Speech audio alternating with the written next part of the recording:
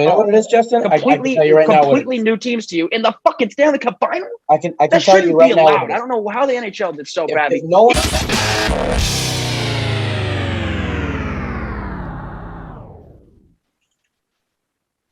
Welcome back, everybody, to the Targeting Podcast. That was a big yes, delay. Oh my god. Yes, sir. How's everybody doing?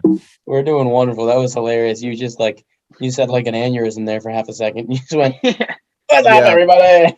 Well, my connection went like a little unstable, so then it was like connecting to the server, and then all of a sudden it was on. So I don't know. Nah, you're good. Great way to start the episode. But welcome back, everybody. If you haven't met us already, I'm Jerry.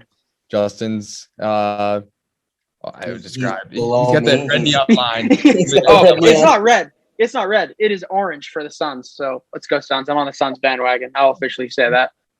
Fair enough. And then John's got the nice Bruins background. It does look a little red now that you say it. Who doesn't like to be in more orange? Yeah, that's better.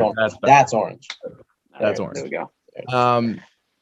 So yeah, why don't we go right away? Go right into Player of the Week. I'll go first on my Player of the Week. I'm gonna give mine to Giannis. And did have a 42-point night on game 2. He's been having them consistently. I think he had. I don't know if he had in game 1, but game 2 and 3 he's had 40-point back to back. Was he he was one of how many players to do it? Jordan. Very, very few. I think Shaq had a 40 and 10 game in the finals, and Giannis has as well now.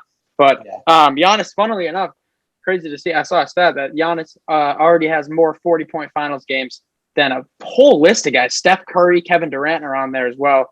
He's already had more 40-point games. That's finals, like conference finals too, right? No, NBA finals. So already more than Curry. I'm sure Steph must have had 37, 38, 39, like a bunch. But just to hit the 40-point mark, Giannis now has more than Durant didn't do it either. He has more than Durant too. So crazy. It's hard to do, and especially I think he's got a little bit because he's got more free range than I think those guys didn't have in the finals. And they were all playing on the same team, so they had to share the ball. But I'm playing, so right. Giannis has also got to carry this team on his back a little bit too. A little bit. Yeah, exactly. But I think regardless, he's still putting up the numbers. He's keeping his team in it. It'll be interesting to see how that series ends up. But who wants to go next? I'll take it right away. I don't know if we already gave it to. I don't know if we already gave it to this guy last week. Doesn't matter to me though. But I'm gonna give it to Chris Paul. This guy's we talked about it. This is the veteran player, and he just, I gave up on Chris Paul last season. I just felt like, he's just going down the gutter. Like he's just. Although he played great in OKC though. He did. But I just felt like, no matter how well he plays, he'll probably get the points that he always got. But he's just gonna, be on a team that doesn't really make a good run. He's getting to that age where teams like that don't really make it sometimes with guys that old. You never know. He's certainly putting on a hell of a show. And it's such a great story, Chris Paul, too. 16 years, never been to a finals. All this guy's done in his entire career. I think 14 of the 16, he's been in the playoffs. So he's been a winner. He just can't seem to get to the finals. I hope for him that he wins it. I also love Devin Booker. So that's definitely why I'm on the Suns bandwagon. But there's not much to dislike about the Suns team. The way that team moves the ball and plays as a unit, they're so great to watch. But Chris Paul's already great. He already is great. He's had a great career, no matter what. But obviously, getting a ring right there on that finger is definitely going to solidify him as one of the best in the NBA to do it. Because it's not easy in the NBA, just like hockey, to get multiple rings. It's not easy at all. Steph and them did it. Steph and them did it because they had that type of team. It's not easy. If you are that type of team, you can do it. We just obviously have the Lightning repeat, but you have to be an extremely high caliber team. And Chris Paul is being that high caliber player. That closeout game against LA in Game 6 was not. He put up 41 points and 9 assists. That was a historic performance. He was so good that game. And then Game 1 of the finals. Yeah, his last 2 games, he's been playing great. He's played great, and even before, Game 1 of the finals, he came out with 32, led all scorers. He's been really good. He's been really good. That's a great player of the week. Since you both took the top 2 off there, I would say I could give it to Devin Booker, but I'll be a little more interesting. I'm gonna go with Mikal Bridges because this guy, he doesn't see any love. He never sees any love. All people call him is 3-and-D. They just say he's a 3-and-D guy. He's not. He does so much more. He is one of the better defenders we have in this league at this point. he's light. He's just a great scorer in all dimensions. I mean, in the paint, in the mid range, out to three, driving around you, pulling up in your face. He does it all, and especially from three, he's just a lights out shooter. I mean, a 3-and-D title shouldn't be a bad thing, but because that's extremely important. But I mean, he's been great. No, he's been a factor in the series, and I believe he had 27 in game 2, which is crazy.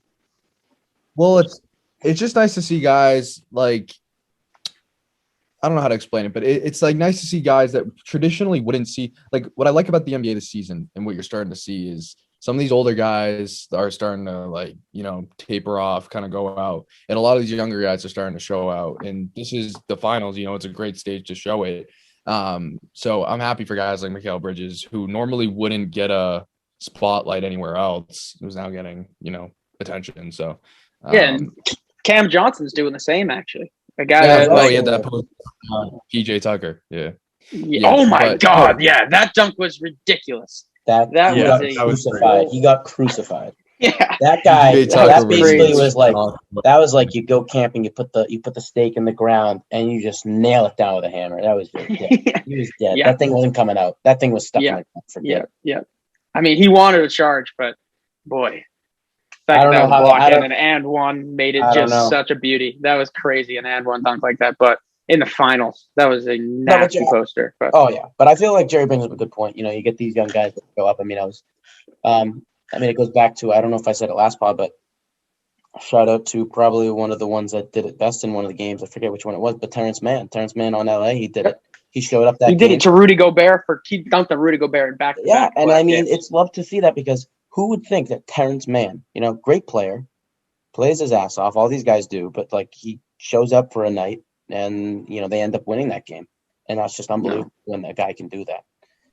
Absolutely. That's a great example. That's definitely a great example. Bogdanovich on the Hawks, kind of the same. He played very well in the playoffs this year. Same with Kevin Huerter, actually. But those are all good player of the weeks. Then what do we want to just keep running finals talk for a bit here, because it has been crazy. Yeah. Well, we'll run finals talk. So I don't know. You want to start with game 1? Well, we can. Why don't I pose a question to you guys, and then we can kind of rally. Okay, that's probably better. Actually, that's better. So, my first question for you guys would be: has this series gone the way? So at the moment, for you watch it's 2-1 at the moment. Suns are 2-1. Yeah, 2-1. We're recording this on Wednesday, or today's Tuesday. The game's on Wednesday. Forward to Wednesday. Yeah. So this is as of 3 games in. So as of 3 games in, has this series been what you guys expected it to be so far? I would say it's been better, honestly. The quality of basketball has been so fun. But you go ahead, John. I was just going to say, it has been what I suspected. I suspected the Suns to be on top right now, but I suspected Giannis and them not to just full-blown give it up. As much as I would love a Suns in 4, I don't want a Suns in 4. No one wants that. I want it to play out the way it's supposed to play out. Giannis and them, I literally said the other day, have to take game 3 or game 4, and I would bet my money on game 3, because they ain't going to go down 3-0, and now it's 2-1, and now they have momentum, and now if they lose this game, I think Suns could definitely close it, but Giannis and them still could post up on the road. And you never, like, these two teams, they both play well away, they both play well home. You don't know what's going to happen. Both places are rowdy. I love the Suns chanting out the count for Giannis at the free throw line. I literally love that. Every team has done it too, so shout out to all those cities. New York, Brooklyn, it's awesome. Atlanta, and Phoenix have all been doing that to Giannis. That's just hilarious. That is literally so funny. And they get to 13 every time. It's like clockwork. They get to 13 seconds, and the ref still hasn't done anything about it. And obviously they're counting a little fast, but 13, Giannis, change your goddamn form or something. I mean, it's the middle of the playoffs, so I'm not asking to do it now, but in the offseason, he better change that up. If he's coming back shooting 11-second free throws next year too, I won't have it. Well, no, you can't be getting even. I mean, like, you got to take a nice solid 5 seconds and then get up every throw. Dude, go up, take a dribble or 2, maybe 3, and put it up. It's crazy because he doesn't even do the same thing every time. Like, if you actually watch him, he'll take like 6 dribbles on one time and then 7 on the next. He'll do 6 and get 8. It's like he's not even doing the same routine. So what's taking so long? Yeah, God, I don't know, bro. But anyways, not besides the point. I think I'll go on my point next, and then we get Justin with you. I think I agree with you what you said, Justin, and I think it's been better. I think when we heard Bucks Suns finals, we were like, even me, I was like, because I was joking about it during the finals. I was like, oh man, we might get a Bucks Suns matchup, and didn't actually think that was going to happen, but there was a real possibility, that being worst case scenario. However, do I think this finals, as it has gone so far, has been worst case scenario? Absolutely not. I think both cities, fans wise, have been electric. I think both teams have been playing their hearts out. I'm really liking the style of play from both teams, and both teams just seem like they really want it. And not that teams in the finals usually don't, but it seems like with a lot of the better teams, they each know they're going to take their games at home, and the other team will take their games at home, and you'll just end up getting to a game 7 where everyone puts it on the line. This is not the case. Anyone can win away, anyone can win home. So I think in that respect, this series has lived up and passed my expectations. Yeah, I agree. I definitely agree. I think the biggest thing would be, and you mentioned it, going into it, you think 2 small market cities, Phoenix and Milwaukee, it might be a down year, but it definitely hasn't felt like it at all. The biggest thing that I respect about both these teams, and they are small market teams, but I respect so much that they have both just grown. They have grown as a team, and all of these stars on these teams were drafted there. Besides Chris Paul and Drew Holiday, I get that they were signed, but I'm talking Devin Booker, DeAndre Ayton, Cam Johnson, Mikal Bridges, Camp. These are all Suns players that they drafted and have developed themselves. The Bucks, Giannis, Chris Middleton were both G Leaguers to start off in Milwaukee. They've built around this core. Dante DiVincenzo's there, but he's not playing. Pat Connaughton, but Pat Connaughton as well. You got just so many guys that have been grown through these franchises, and they actually just went out there and did it themselves. They learned how to win the right way. Look at Tampa, what they did with the Lightning and with the Bucks, what Brooklyn's doing, all these super teams, and these are 2 genuine teams that did it from within their own system. These teams did it on their own. The fact that they're both here has actually been a lot of fun to watch. It's hard. You don't look at this team and see anyone that you like, that you dislike, because all these guys are likable. They've been loyal to their cities. They've played basketball the right way. They've taken the time to develop, and here they are all these years later. After how many years they've been saying Devin Booker needs to make the playoffs and Giannis needs to make the finals. Now they're here. They've done it the right way. I respect it so much. And watching especially game 1, 2 and 3 have been great as well, but especially game 1, I mean, it just felt like they both earned it more than anybody in the league. I get that Brooklyn was the best team this year, probably on paper, but both these teams just wanted this so bad, and the quality of play, the competitiveness has been such a high level of play. It's been awesome to watch. I think it was better that it wasn't Brooklyn, though, when you look back on it, because then you start thinking, well, it looks like everything is going to be the same across all leagues. I mean, you had Tampa making it last year, and then they're repeating again, and then you got Tampa Bay Bucks doing it in their first year, signing all these big guys to huge contracts. It's just nothing like you like to see. You like to see a team that makes it because they've worked hard season and off season, and they're not using the off season to just gather up every gem in the area. I mean, because these small markets can't do it if they wanted to. They can't go get Kawhi because they say they want him. Yeah. They're Phoenix. They can't. But I just would have rather seen 2 small town teams, Yeah. So honestly, I'm glad, seeing as we got the Lightning basically sweeping the Stanley Cup. It was obviously 5, but it's just refreshing to see 2 teams that, while they're $20 million over cap, to say the least. But it's just refreshing to see 2 teams that have actually done it within their system, just to get here and be playing at this high of a level. And it's been a great finals. I hope we go 7. I really do. Before we even get into the hockey discussion, because I got some shit to say. Yeah. Let's make some quick predictions about next game and just what we think the momentum right now overall. If I can ask you boys that. Boy, I want the Suns, but I hope the Bucks win game 4. I really do. Yeah, we can. Why don't we go rest of the series, because likely this will. True. Next week. I'm just saying, what do we think next game? Personally, I think Suns may take it in Milwaukee. Yeah, which would be tough for the Bucks to come back in the series if that happens. The reason I said I want the Bucks to win game 4 is because I want it to be tied 2-2 and hopefully get 7. But I'm low key feeling the same thing as you. I don't know, because that game 3 win. I don't know about you guys. that was not like we stole a game from them. That was like, all right, we protected our home court. Like Exactly. It felt You a know, lot I like don't- just getting the job done at home. That's why I'm hesitant to take. But Phoenix, it's tough. I guess I'd come down on the side of Milwaukee. I guess I'll go Bucks in Game 4. But that being said, give me the Suns winning the series in either 6 or 7. I think Suns in 6. I was going to say overall. Yeah. Game 7. Yes. Because if they win Game 4, I would say Suns in 6 as well. They're going to close it in Suns. 6 for sure, unless I they think close so. it in 5. But I think it's probably gonna be Suns in 7. That's what I'm giving it. Which I just asked about. If we get a Game 7 of this, that would just be awesome. I don't care who wins. just like I that think Brooklyn Milwaukee game going into OT too. Oh my god.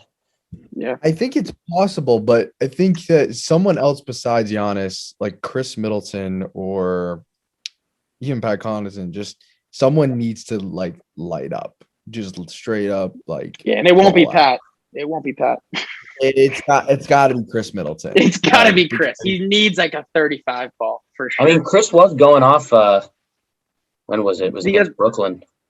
yeah. Was going Well, off against Brooklyn. it's that a game. joke in the media, like that. Whenever someone says like Chris Middleton plays like shit, he plays like amazing, and then whenever Exactly. The thing with it is like he's either prime Jordan or absolutely ass. he's not. He's never. Whenever the media says he is, he's the exact opposite. If they say he's like amazing, he plays like absolute dog shit. But if he plays like, if he say he's absolute dog shit, he just plays well. So I'll say I need more from Drew Holiday too. I get that he's the I third agree, option, I agree. and it I is agree. on Chris Middleton to show up first. And people say the same thing about Kemba Walker. I mean, I get that he's the third option, so it's not like he's getting the most shots and he's going to go out there and put up 35. But Drew Holiday's been underwhelming. He could do better. He could do more, even as that third option. You don't even hear him that much. I mean, he's really good defensively, so that's everything for them.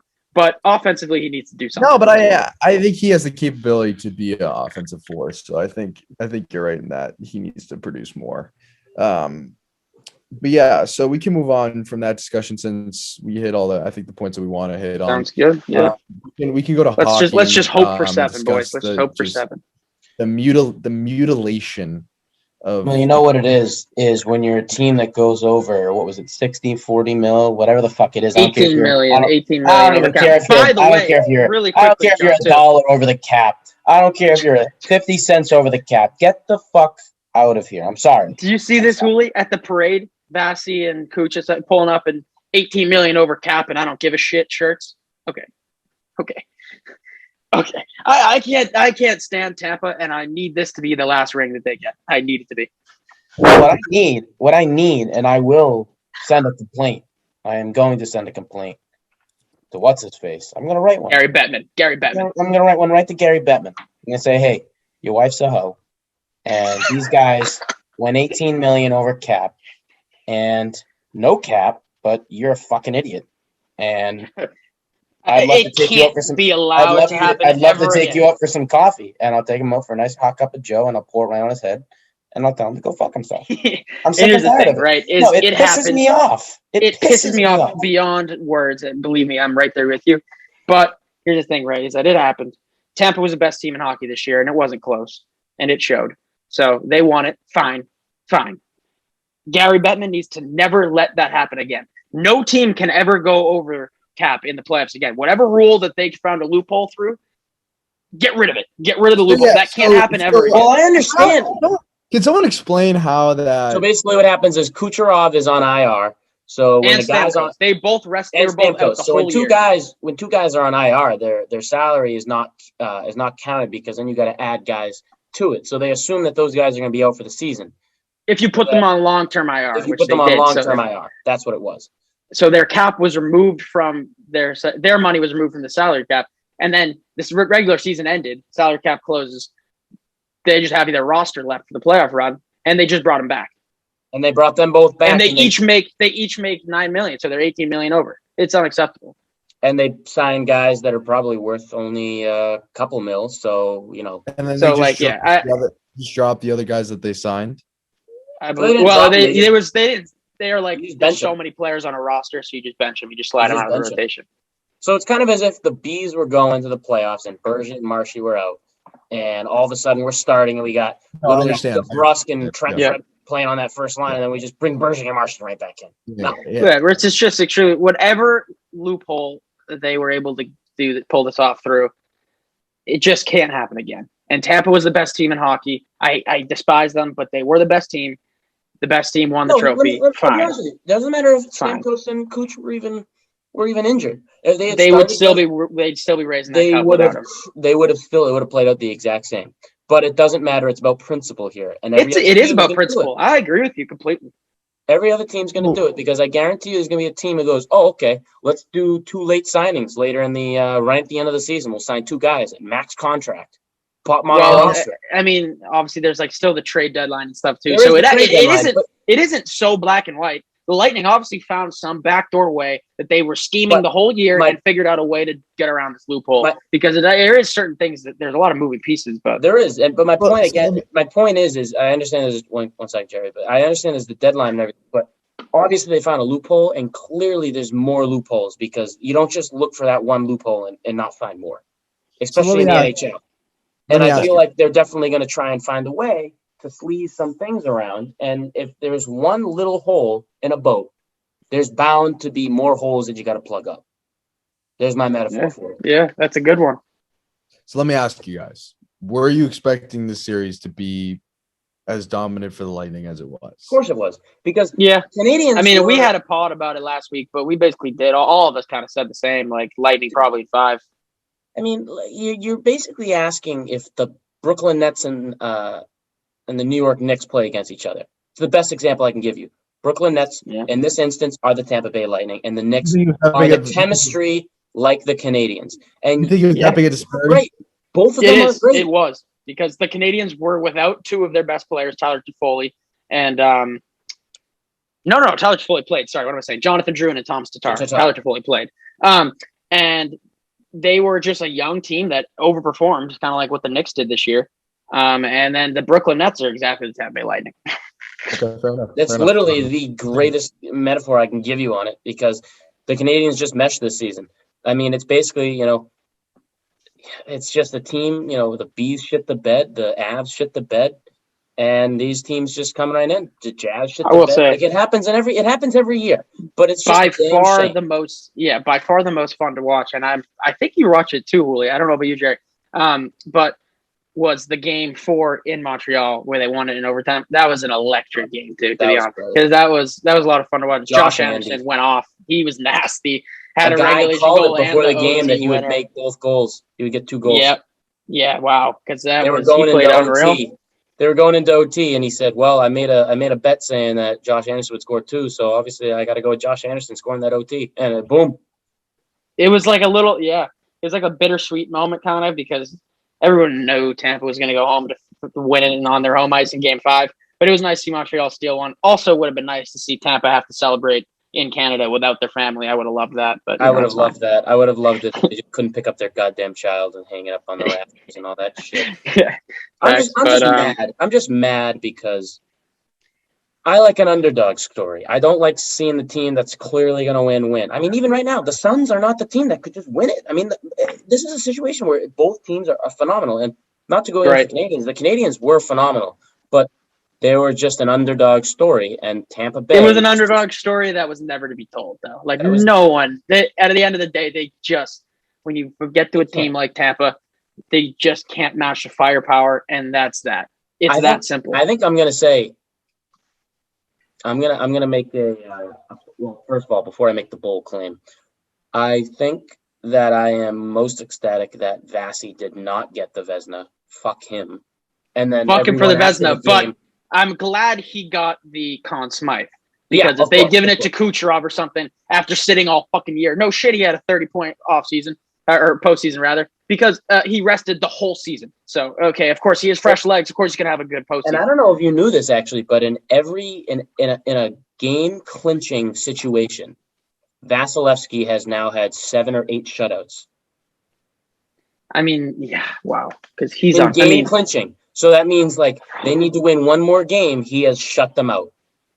I mean, He is what do not you allowed do to with goal. that? What do you do facing a goalie like that? No. I mean, there are goalies like that are just so fucking locked in, So and that's like, especially in big moments. Like that's he's basically just like so in a hard to beat. game-clinching moment. That's in a game-clinching moment. You got your guy on your team dropping huge numbers, guaranteed every problem, game. yeah. The problem with that is the only thing you can really do against a goalie like that is make sure you get enough shots on net that eventually, maybe one of Well, them that's goes. what the Canadians. I mean, the Canadians held them to 1 goal. I mean, that's all. That's you can't get much closer than that. Yeah. Well, But I also unfortunately for the Canadians- Islanders Sorry. and the Canadians, that's not exactly their forte. Is putting a lot of pucks in the net. They kind of play a gritty style, get high quality shots, but not many. Tampa had more shots. Now that I think about it, wasn't Yeah. the last game against the Islanders a 1-0 game as well? It was, and it was a shorthanded goal for Tampa as well. The one Yeah, goal in see? the game. So what comes out here is these teams got the grit in those last games, but Tampa just gets that little edge on them. And my Right. bold claim here is with the Canadians. I think Carey Price had his miracle run. Love the guy, but I think why am I blanking? Game 5, sorry. I think Game 5, really just the entire series. He ran out of Game juice. 5. I think Carey Price's age came out, and I think the Canadians youngsters realized, shit, we can't rely on this guy to block everything. We actually have to score, and that's why they lost that Game 5. They couldn't produce, and Carey let 1 goal in, mind you, but he held off as long as he could. But Game 1 through 3, he's letting in 6 goals, and that's not on him. That's just bad defense. It's not on him, but he said it himself. He admitted it himself right away too, and throughout the series, and then at the end of it, that he just didn't play good enough. And you hate to just blame it on him because I'm definitely not doing that, but he's the only reason they were there. The Canadians team without Drouin, without Tatar, they had no business being anywhere out of the first round. Never mind all the way to the cup. Canadians won, he would get the Conn Smythe. Price was literally just standing on his head. Somehow took them through Vegas, took them through the whole entire, I guess not the West, but took them through Vegas and and Winnipeg and what was it, Edmonton that they beat? No. Winnipeg beat Edmonton. No, Winnipeg. Missing one. But either way, they just ran through the playoffs because Carey Price was literally just standing on his head. Toronto was exactly right. Yeah. And for him to run out, he ran out of juice. If he's not standing on his head, they didn't have a chance. They didn't have a chance anyways against Tampa. And you can't if Carey Price is not on his shit and he's facing 40 Lightning shots from these superstar players in the Lightning, those shots are high quality looks, and you're not going to be able to save more than 5 or 6. I mean, you're going to let in about 5 or 6. So. And I don't know what to tell you about Carey. He's getting to an age now where I don't know what his contract is, but you got to keep him for another year or two, and so you can get a good backup. That's got you got to do a system where you keep him 1 more year maybe, and you do like a rotation like they did with Tuukka and Swayman. Get a guy some good looks. Not that Tuukka's going out soon, but he's getting up there. I mean, he might be. Yeah, he might be. And that's not just because of age; that's because of injuries too at this point. And Carey is a great goalie, but this hockey, goalie positions are demanding. I mean, we've seen Lundqvist, Howard, all of them quit. Pecorine, that's another one. Pecorine, shout out to him, retired today. Shout out to him. But Jerry, go ahead. What were you going to say? Sorry. I was just going to say that I think that I blame Carey Price in that series for letting up. He let up a decent amount of goals. I'm not going to say he didn't. But there were also a lot of plays where I thought the Canadians were not giving him the help he needed. For instance, one of the goals, I believe it was this series, it was just a dump. He didn't even look back. I forget which player it was, who player it was, but it was just a dump back. Tampa Bay player comes around, swoops it. That's a goal. So there was some plays like that where I was like, all right, you guys aren't the best. You're not better than Tampa, but you're not really playing kind of balls to the wall, 0 mistakes, so that at the end of the day, you can say, all right, we gave it our best. We gave ourselves a chance. If you don't have high quality D down in Gretzky's office, you can't do anything. You can't do anything. I just thought that there were some plays where, whether it was passing the puck in front of the net or just careless passes in general, or not even getting enough shots on net generally to match Tampa.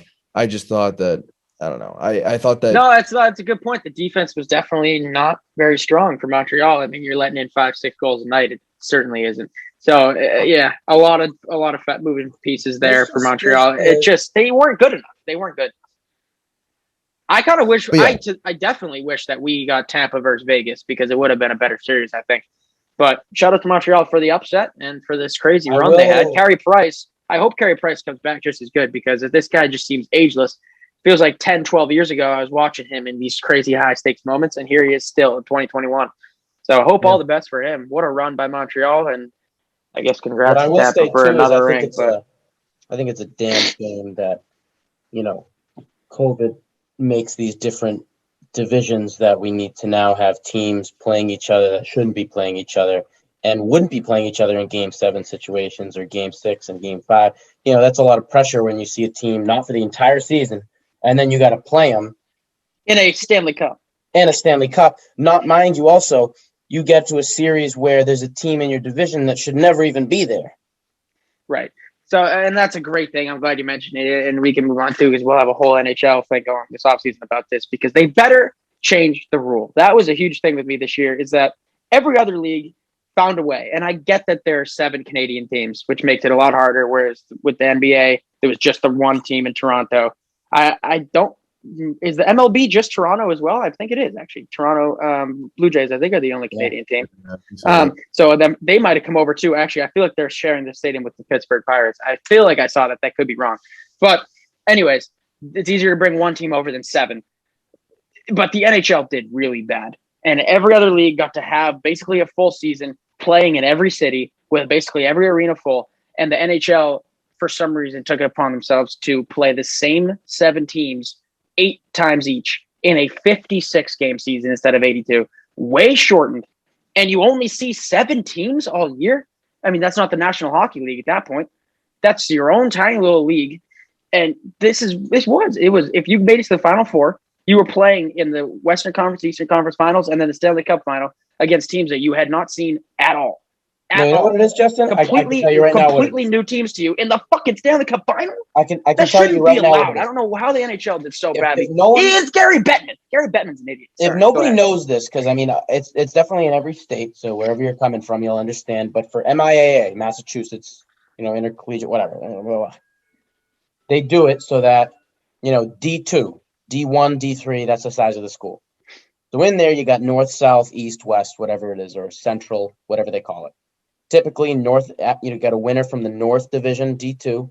You got a South D2. You got a West D2 and a Central D2. And then the West and the Central will play each other in the semis. The North and the South will play each other. And then those teams play each other. But here's the thing, is for your high school, you never play a team from the South or from the West or from the Central. You play a team in your division, or they're going to be a division up, still in the North. You don't play teams from the South or the West. So that's the exact same situation here. Is you play teams that you've never seen before.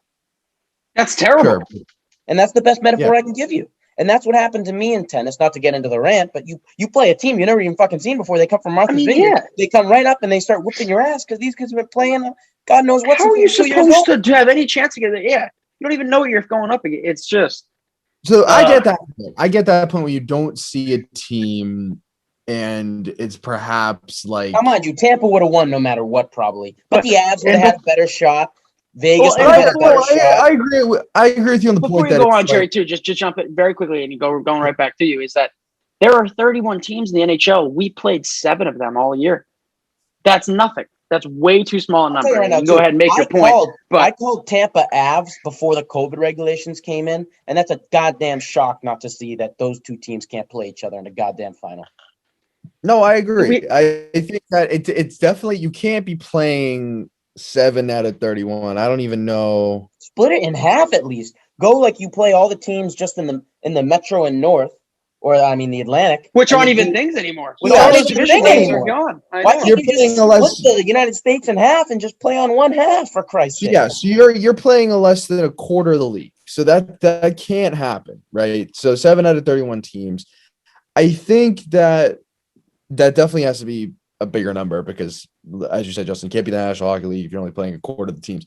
But I think if it does happen again, it can't be because a problem with Mass and what John was saying, I think what he was saying was there's different difficulty levels within each of these divisions. So the North could be very and that's what it was all year. That's what the speculation was. Is that the Atlantic was unfucking believable. So how can you let that happen as the NHL? No, you How are you can't. letting that happen in your That's league? my main point is Right. if you're going to play, if it's going to be a certain seven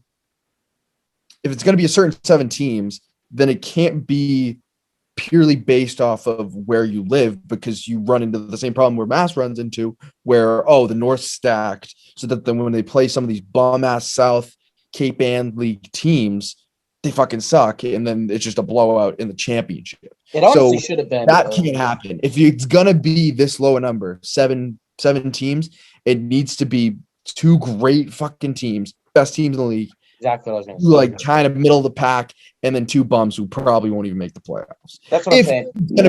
Go off power rankings. If it's going to be of last season. If it's going to be that low, obviously next season, hopefully you won't have to deal with any of that. But I'm not dealing with it. But I think generally you're going to have to, if you're going to play just seven teams, the difficulty has to be spread throughout so that it has zero to no impact on how your season would go. I'll give you two examples. If you're in a really hard division and you lose to like the five hardest teams and you don't make the playoffs, that's not your fucking fault. That's just the NHL not, fucking putting you in the right division. You should have made the playoffs. You're probably better. I'll give you a prime example. It should have been. I'll give you two examples because the other teams I can't really think of, and it could have worked out. But I think one of them was done very well, where it had like Florida and Carolina in there, and they were both doing phenomenal. Tampa's in that one. Tampa should have been moved out, and Tampa should have been put with Colorado. Vegas should have been put over with the Blues, and you should have had Boston and Toronto in a group, and then you should have meddled the teams in the rest of the way. And the biggest problem of all was that Canada wouldn't let anybody over the border. So, and I get that. And that's why the 7 Canadian teams, that's why 7 was the numbers, because they just grouped them in 7, because the 7 Canadian teams all played each other, and then you grouped up the U.S. in 7s. But it's just, I don't know. And it was hugely disappointing that when Gary Bettman came out in Montreal to give him the Stanley Cup, he didn't get booed. Come on now. I don't care what city you're in. When you win the cup, you boo. But you boo Gary Bettman. No one likes Gary Bettman. No one likes Roger Goodell. We kind of like him. So yeah, his at the NHL draft, Gary Bettman better get booed so goddamn hard. We can move on from it. I want to also shout out Duncan Keith in an Oilers acquisition. Yep. Although from all that I'm hearing, Caleb Jones has he's played in 3 seasons now. He's had single-digit points in double-digit games in all 3. But I think his total number is like 19 points in 93 games played or something. But from all I'm hearing, so I don't know much about him, and I don't watch a ton of Edmonton hockey, but I know he's pretty damn good. He's a young prospect that's pretty good. And from what all I'm hearing is that it was a fleecing on behalf of Chicago. I mean, on behalf of Edmonton, because they took on Duncan Keith, who's been terrible lately, and his gold, and gave up a pick and this young defender who's apparently pretty damn good, Caleb Jones. So we'll see what happens there. That might be. I mean, I will say on defense, I don't think there's on the Oilers. I think there's a lack of veteran status. Don't come at me saying McDavid's a veteran. He deserves the C because he doesn't. He's still a young guy. He doesn't know what the fuck he's doing. He hasn't won a cup. He hasn't made a finals run. And Duncan Keith has been there. How many times? 2 times? Almost 3 times. 3. Probably almost. Yeah. Yep. So Duncan Keith, I think, should be given an A right away when he gets in there. That'd be interesting to see. I honestly think he should be given the C after a couple. No, Connor, you can't take it from Connor. I'm saying if he's signing a long-term contract, and I think he's probably like 36 now, so he's probably up. He's getting up there. He is, but that, I honestly think if he had more years, I would give him the C later on. But since Connor's been there on the C, you can't do that. But you got to give him an A. Yeah, that's not a bad show because leadership is going to be everything for him there now. And in a year where Oscar Klefbom, you hope he's the Chris Paul for that Oilers team. Right. That's all you can hope for. And the Oilers Oscar Klefbom is out. Yeah, Oscar Klefbom's out all year next year too, so they're gonna be missing probably their best defenseman. So, yeah, it's not a bad move. Hopefully, Caleb Jones doesn't turn out too great, so that trade doesn't look too bad for them. But we'll see what happens. I mean, you don't really know what's going to happen with that. The Oilers, I mean, they fucking blew it this finals when they first made it for the God knows how long, but you never know they are goddamn choke artists up there in Edmonton. I think. Oh, I know. I also want to, before we wrap up and everything. I mean, we gotta shout out. We gotta shout out my man Shohei Ohtani. We gotta shout out him. We gotta shout out Juan Soto, and we gotta shout out Pete Alonso. What's his name? The Oriole. guy who he survived cancer and then came in second last night. What the hell's his name? I literally will know it like that. Manzilli? Yeah. No. What's his name? Oh my God, it's not. I'm gonna. Anyways, you continue on, but Trey Mancini. Trey Mancini. Mancini. Sorry. I'm gonna kick myself. Yeah. Anyways, Trey Mancini. But he came in second last night, and he was actually tearing him up. But Pete Alonso went back to back. Is what it was. But Shohei Ohtani versus Soto, that was so fun. It went to like the little overtime between the two of them too. That was fun home run. That was a fun home run derby to watch. Yeah, he was gassed. He was gassed. Did you guys like the 3 minutes to hit as many as you want instead of the 10 outs that they usually do, or do you? I didn't mind it. Didn't they do 3 minutes for the past few years too? I feel like they've done the 3 minutes. They usually do 10 outs. So how it works is they usually do like, if you hit like a. So what happened was Shohei. If you hit a fair ball, 10 like fair balls. If it's a foul or if it's actually I don't know about the inside the. Okay. But if it's inside the ballpark, it's considered an out, and you get. I like 3 minutes. I'll be honest with you. I like because they were taking timeouts and stuff. They had that one timeout, and then if you hit a 475 footer, you get the extra minute. I actually like the way it went. I don't like the 10-out system because that could go out real quick if those guys are not hitting it right. And we got to see the time on it. Yeah, exactly. And we got because Shohei Ohtani would have been done without hitting a single home run then if it was 10 hits. You know what I mean? Because his whole first minute was a dud.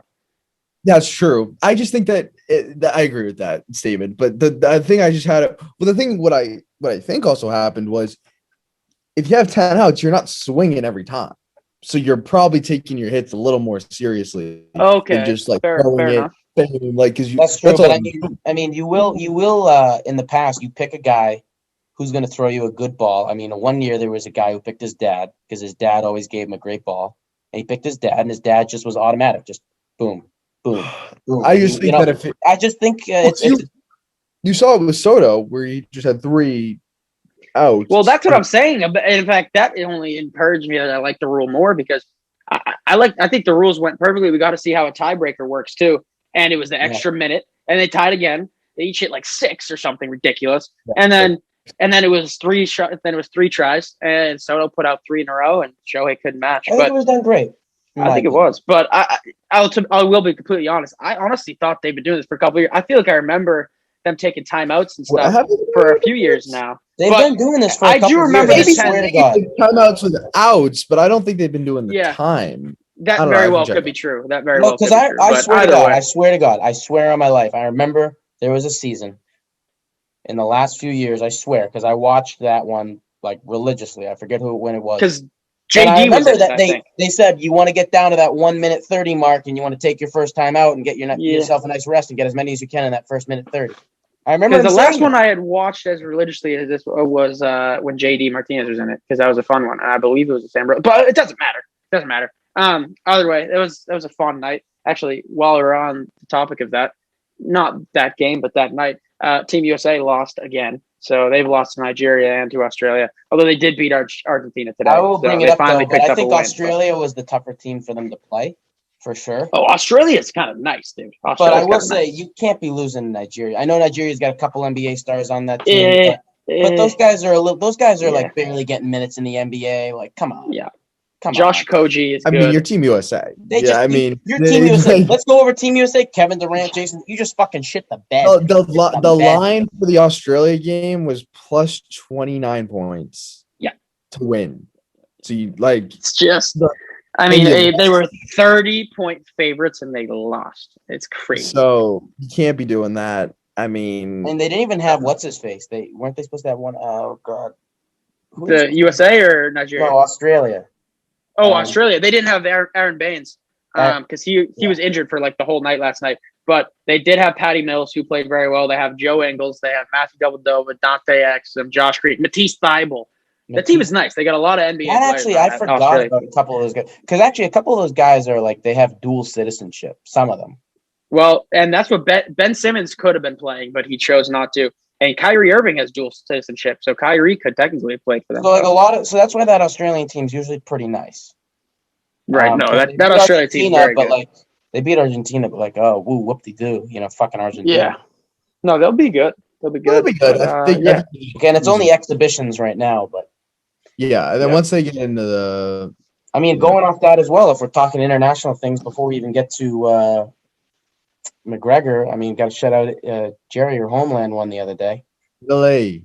I was actually in the North End. Right. I was in the North End when they won, and Did- God, I was in the city as well. I was in Boston as well watching. It was electric, and I was with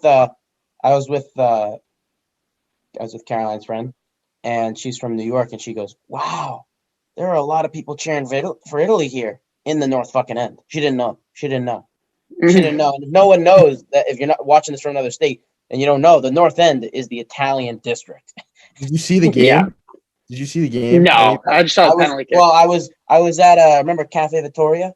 I was walking by there and they were watching in the window, so I just wanted to watch it, and I actually started a conversation with the guy next to me, and I go, No way, did you? yeah, I did. He's wearing an Italy jersey. Off topic, but he's wearing an Italy jersey, and I look at him, I go, "Who you cheering for?" He looks at me, he goes, "Italy, fucker." Turns away from me and is watching it. He's yelling his head off and everything. He's getting crazy. England's up by 1 goal or something. And I look at him and I lean in and I go, England's winning. It's on the screen. He goes, "Yeah, no shit." And I was like, all right, I'm done talking to him. Justin, you saw the shootout? I saw the penalty kicks, yeah. Bukayo Saka, that guy choked so hard. And Tristan, if you're watching this, Arsenal breeds losing. So Bukayo Saka just choked so hard. Choked so hard. Hate to see it. I think I wanted Italy. Italy. If I'm one of those guys, I'm sorry. I'm just kicking it. Like, they do too much damage. Like, I get why you would, because you think the goalie's gonna kind of like lean one way, but I think you have a better chance of a goalie going one way if you go full speed. If you just fucking chop your feet. Well, no, I hate it when one guy completely stopped. Like, he ran, stutter stepped, ran again, stopped. Yeah, and he hit it off the post. And he hit it off. You can't don't just stop. Like, just drive through the ball. Your full motion. I agree with you 100%. Yeah. I mean, I'll be the first to say that I'm not a big soccer guy whatsoever. But no, Justin is. I will completely agree with all of you that I simply don't know how so many penalty kicks are missed. But you know. I will be honest with you too. Is you're bound to. I mean, you're in a huge ass net, and that goalie, before you kick it, it's like a pitch. It's like a baseball pitch. Okay. You have to start your motion once that pitcher starts his backward motion and then just starts to wind up. You got to be ready and know, am I going to hit this or not? You know what I mean? I mean, that pitch is coming at you at 95 miles an hour plus, Yeah. Right, so you're saying the goalie just dives one way or the other. This goalie just has to dive one way or another. Right, which is for sure true. And none of us are soccer people, and no one's really going to be able to answer this. But I don't understand why you don't just put it in a top corner. The goalie literally can't get there if you wanted to. Put it in the top corner. I agree with you. It doesn't even have to be a hard kick, really. If you just place it right, if you have some accuracy, if you make it pro, I assume you can aim. Put it in the top corner. No, I said the same shit. I said, I'm not a fucking rocket scientist, but I think that guy's head is not at the top of the goalpost. So if you place it in an angle in the corner, it's going to go in all the time. Also, that goalie would have to have a running start and a jump in order to save it. And by the time he does that, it's in the back of the net. Jumping? Did you see where the goalie's jumping? To the floor. So just place it a little higher and legit. I don't know. Oh my god! But I mean, I get it. At the end of the day, it is what it is. But Italy won, rightfully so. Happy for them. It was just comical seeing the. It is. It is. But you know what the best thing is? The best thing is, and I'm gonna say it. I mean, we'll get into the McGregor fight now, real quick. Yeah. Feel bad for the guy. I feel like I would have, you never like to see a guy go down with an injury because you never know where that fight could go. I mean, the last 2 fights have been unbelievable without injuries there. Well, and you already know he was talking up the shit about how round 2 would showed it all. My what the fuck moment is obviously go Ireland. I was rooting for McGregor.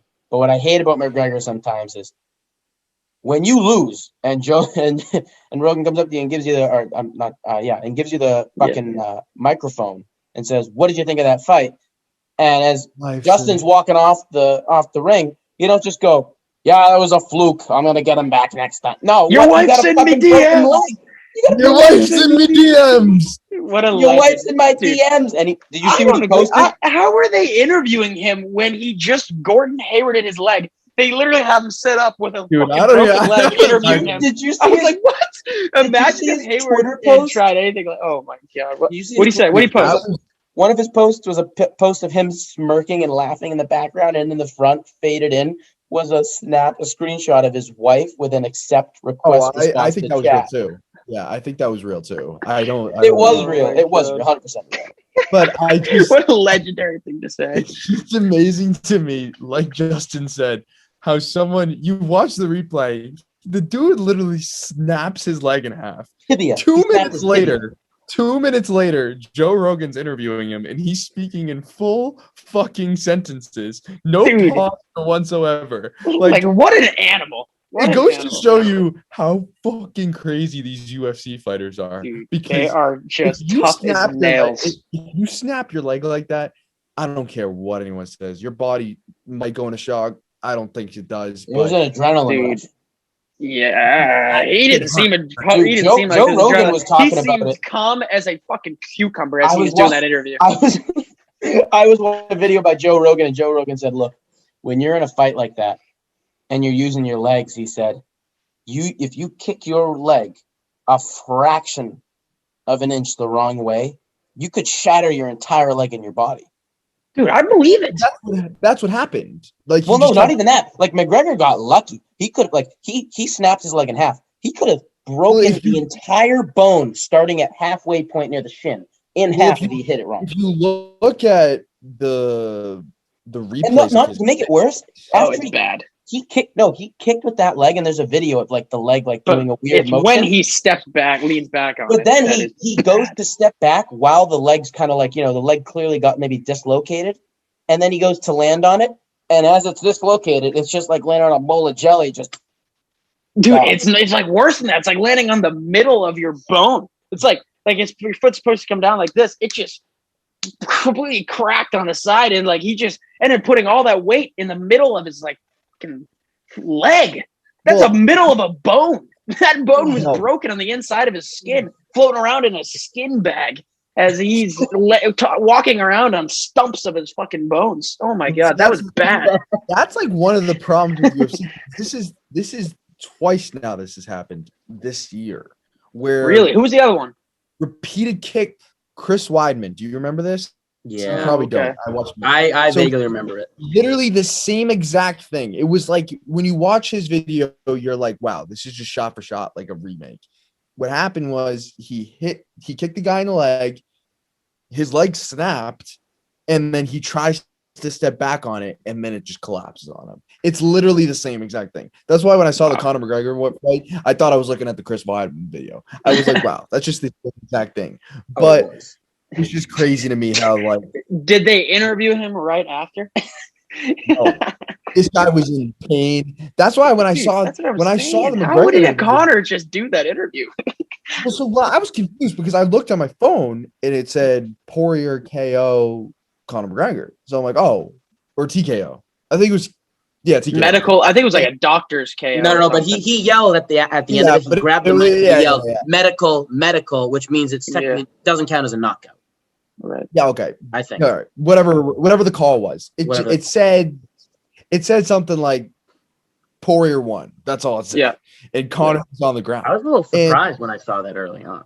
And I saw the interview first, and I was like mad confused. I'm like, wait a minute, like, did you get knocked out? Like, because he was talking a lot of shit for someone who just got knocked. Like, I thought got knocked out. Right. I looked at the video, and I was like, oh, he fucking broke his leg. Like, that's actually like, and I like just the amount of Ronda Rousey tweeted. She's like, I have never seen anybody break their leg in a fight, and then like a minute later talk shit.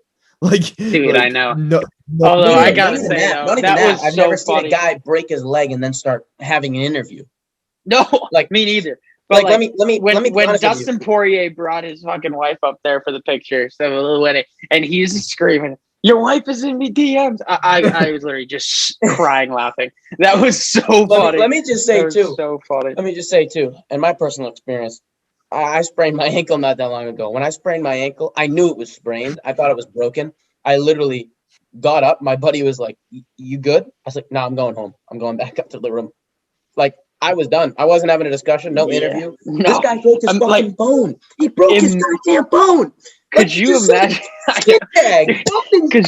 Could you goddamn imagine Gordon, if 2, 3, 4 years ago, whatever it was, opening night in Cleveland, Gordon Hayward does that to his leg. Doris Burke climbs down there. Hey, Gordon, I'd love to ask you how you're feeling. What? And he takes Yeah, that mic and he just goes, "I'm doing wonderful, Doris." That was crazy too. The fact that Joe Rogan was even interviewing him after the match, you're just looking Who at also him. interviews the guy who was injured and knocked out, not going over to Justin? You just won. Justin didn't get interviewed. I mean, Dustin. Why am I Wait, saying so- Justin? I'm looking at Justin. I got a question, Jerry. You'll definitely know this the most. Does Dustin get a? Is it 2-1? 2-1 now? Like, did he win that technically? He wins. Yep. He wins. That- Okay. that- So counts as a I win. know they're gonna do another one. They're gonna do a rematch. So would that Yeah. just tie it at 2-2 if McGregor even wins it? Poirier, it'll be Poirier 4. No, McGregor hasn't beaten him yet, I don't think. He does. He did in the first one. The Oh, he first did one. In the first one. Okay. So then, yeah. So then this it's was the 2-1. third. So yeah. So it's 2-1 Poirier. Okay. Yeah. So then Yeah. it would just be tied. So they'd have to do a fifth one then if McGregor wins the next one. No, you Yeah. see, then they're going to do a 7th, and they're going to do an 8th, and a 9th, and a 10th. Personally- These two are just going to be at each other for ages. Personally, I don't think Poirier. I don't think McGregor will beat Poirier. I personally don't think so. Yeah, Like- honestly, I agree. I agree. I think that McGregor the first time, because it's more that I don't think McGregor's the person he was like a couple years, like 1 or 2 years back, and I think Poirier's just that much better like now. Yeah, that yeah. One's improving, one's regressing. So tough. Well, even Khabib, You learn that at school. Those are some nice ass mathematical words. even Khabib was like at the end, he was like, "Well, say what you want, Poirier still would have won the round if McGregor didn't." Dude, we need those two to fight, Khabib and Poirier. That would be a good. Yeah, Another- I think they're too buddy to not. The thing about McGregor is he sells fights like no other person ever. Like the UFC Right. loves. I will say McGregor literally makes them so much money with the attitude he brings. Like, oh, I'm going to fight him again. Your wife sent me DMs. Come back at me. Oh, God. He Dustin, right back at him. He sells the fights. So yeah. But Justin, answer your question. It's 2-1. That counts for Poirier, and they're gonna do a 4. But I don't know how quick that'll be because Oh, it'll be a while because Connor needs his leg to fix. Although maybe he doesn't. Maybe he's just such a beast that he'll Maybe he just go out there with fights a on- rep. Maybe he just fights on some Maybe. subs, huh? I don't know. But yeah, we got to wrap it up here. But it was a hell of an episode, boys. It's great to be back. Always great Yeah. doing this. And yeah, any other final thoughts? No, I think that's it. We'll Not wrap much, up. but everybody please subscribe. If you don't, Yeah, you'll like and my subscribe as DMs, always. so- Like and subscribe as always. Exactly. All right, boys. What should we? We'll see you guys next week. See you guys next week. Sounds good. Peace.